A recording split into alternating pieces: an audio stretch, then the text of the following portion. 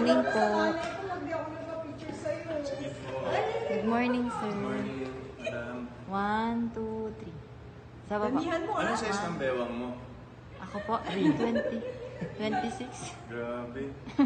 Thank you. Thank you po. Meron na po, medyo late na po. Magbalik naman po. Ingat po. Bye-bye po. Ingat po.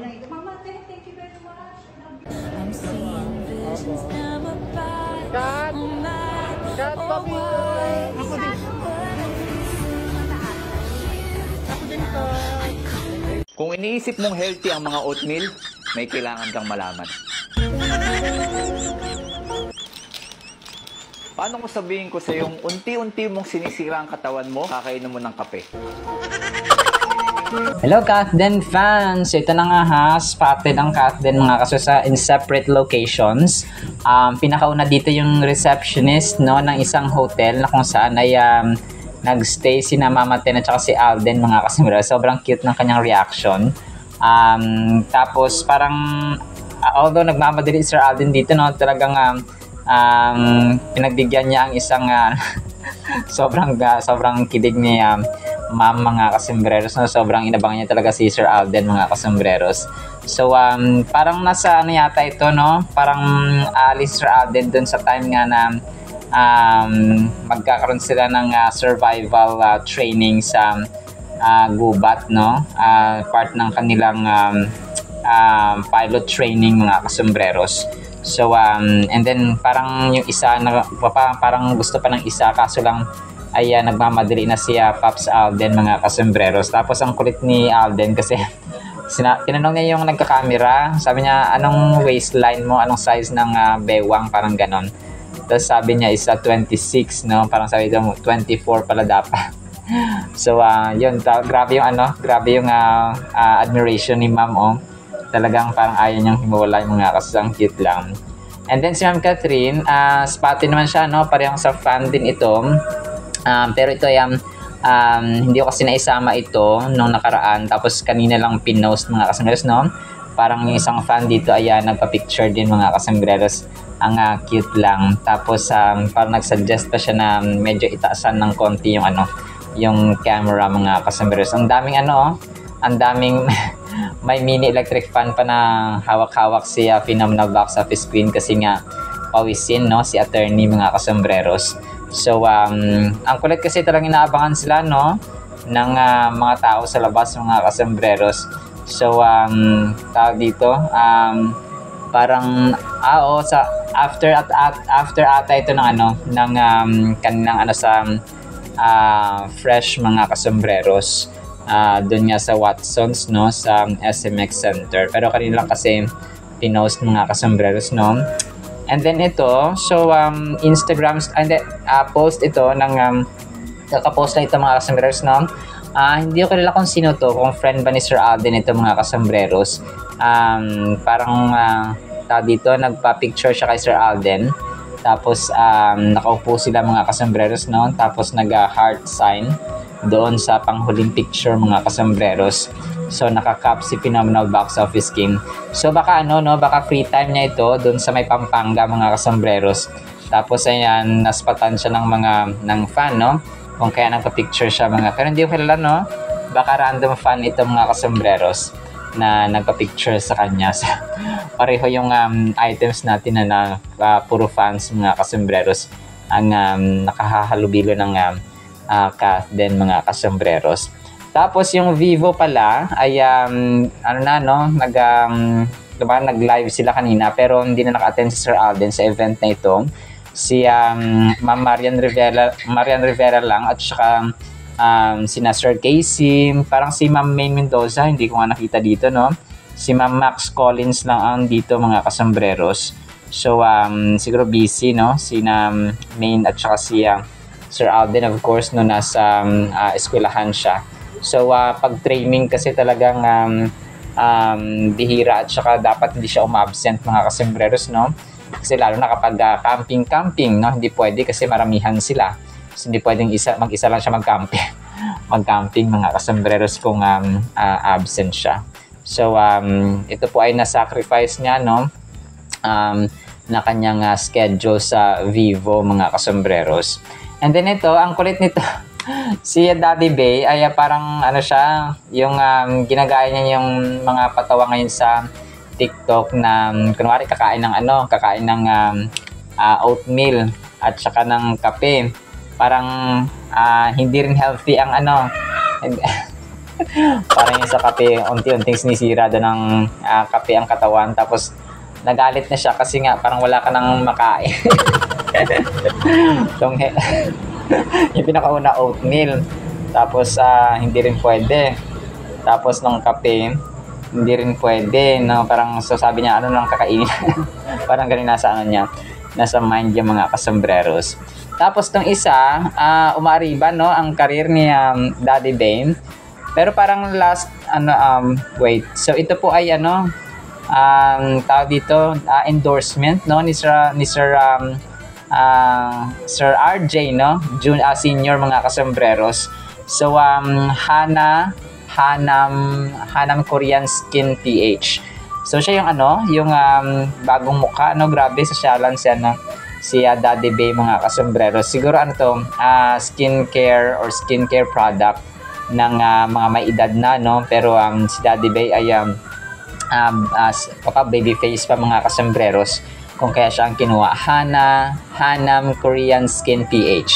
So grabe, no? Ibang klase din si Daddy Bay, mga kasombreros, kasi hindi nagpahuli, mga kasombreros, nung meron din siyang mga endorsements. Kasi nung nakaraan ay rin siya, nakuha rin siyang brand endorser.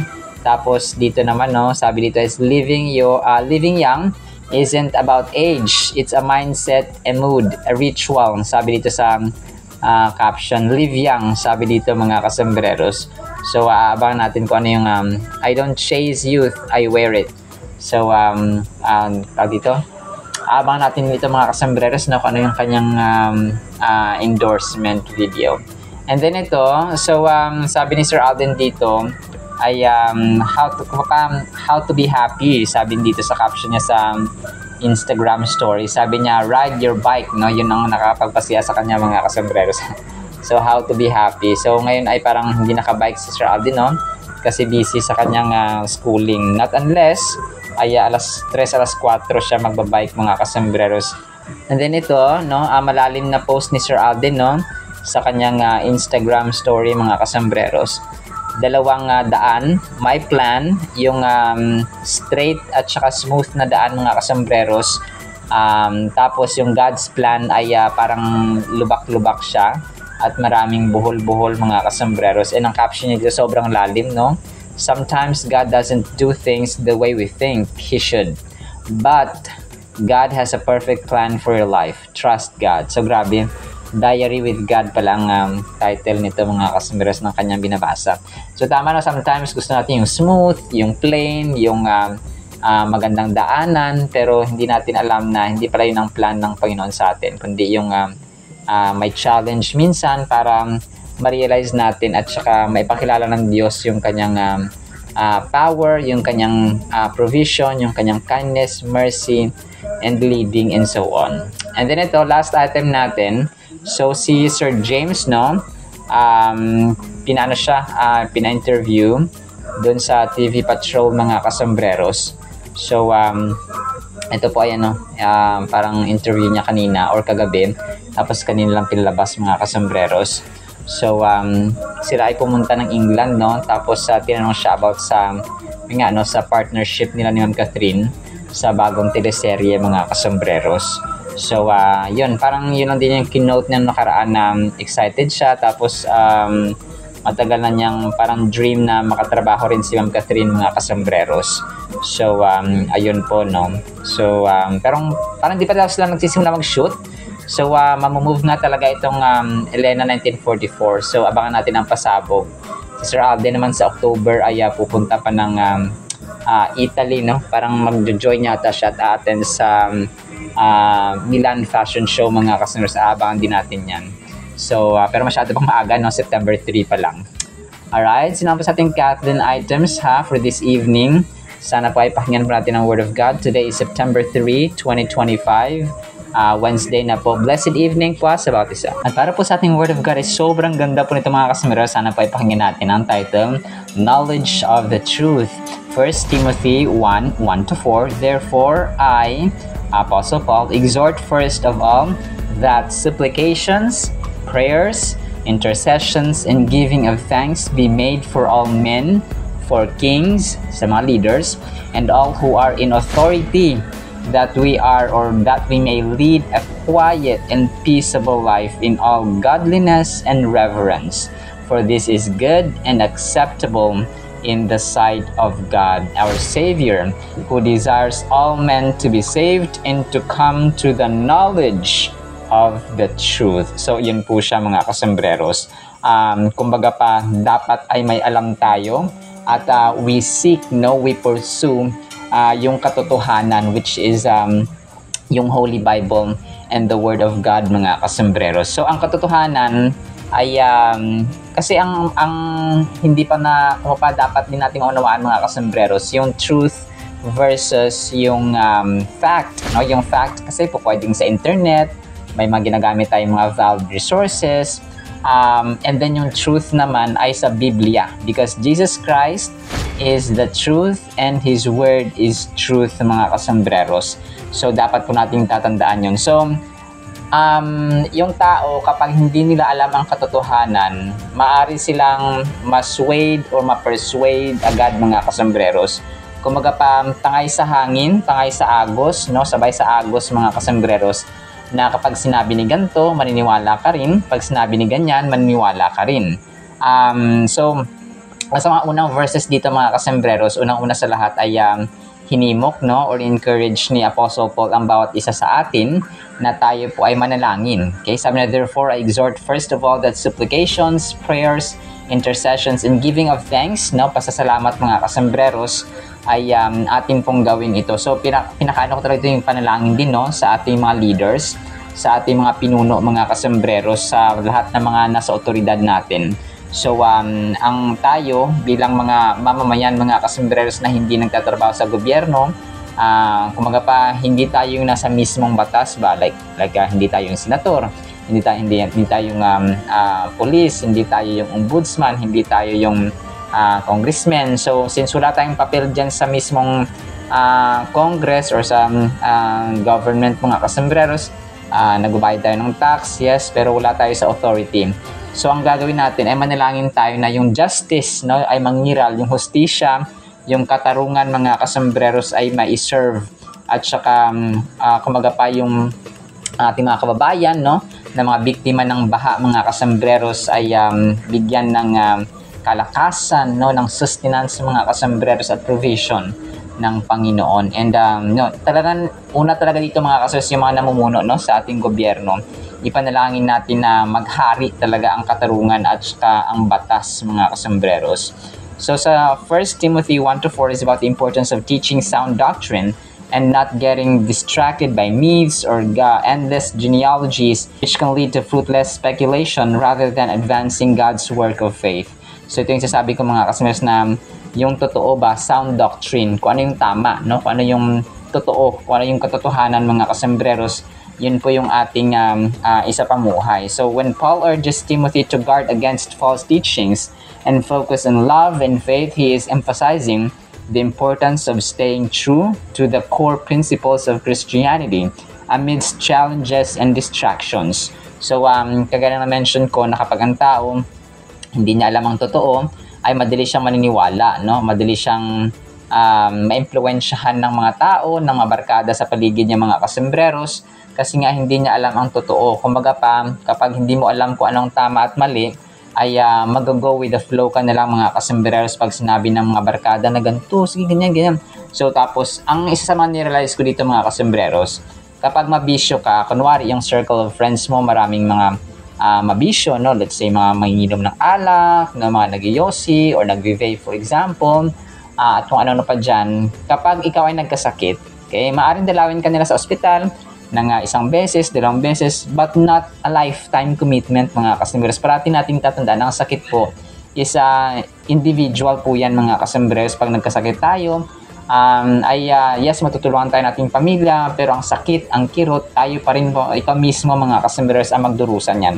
So, kaya sa mga kabataan ngayon na nakikinig po ay para mag-isip-isip tayo, no? Kung yung mga taong walang ang bisyo ay nagkakasakit, how much more yung mga tao na may bisyo, mga kasus. Marami akong mga influencers na napanood na parang dati mabisyo sila, tapos nung nagkasakit sila, so kahit na pera ay hindi na kaya ng doktor kasi nga sira na yung kidney, sira na yung atay, kasi nga dahil sa inom or sa anumang mga bisyo, mga kasembreros.